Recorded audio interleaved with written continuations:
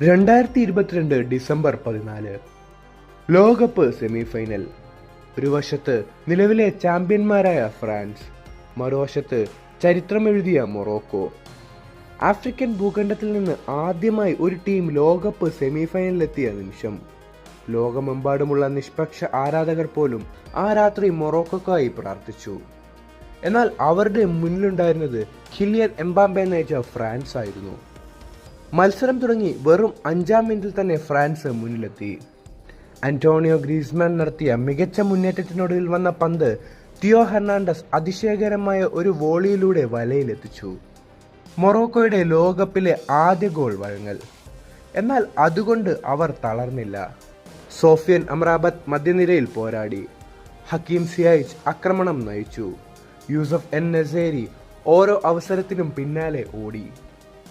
ആദ്യ പകുതിയുടെ അവസാനം ജാവേദ് എൽ യമീക്കയുടെ സൈക്കിൾ കിക്ക് പോസ്റ്റിൽ തട്ടി പുറത്തു പോയപ്പോൾ ലോകം മുഴുവൻ ഒരുമിച്ച് ശ്വാസം മുട്ടി.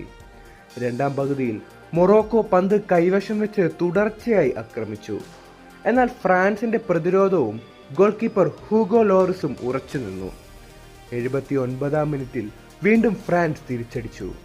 കിലിയൻ എംബാപ്പയുടെ ഡ്രിബിളിംഗിൽ നിന്നുണ്ടായ ആശയക്കുഴപ്പത്തിൽ പന്ത് പകരക്കാരനായ റാൻഡാൽ കോലോ മ്യൂണിയുടെ മുന്നിലെത്തി. മൈതാനത്തിറങ്ങി 1 മിനിറ്റ് പോലും തികയ്ക്കുന്നതിന് മുൻപ് അദ്ദേഹവും ഗോൾ നേടി.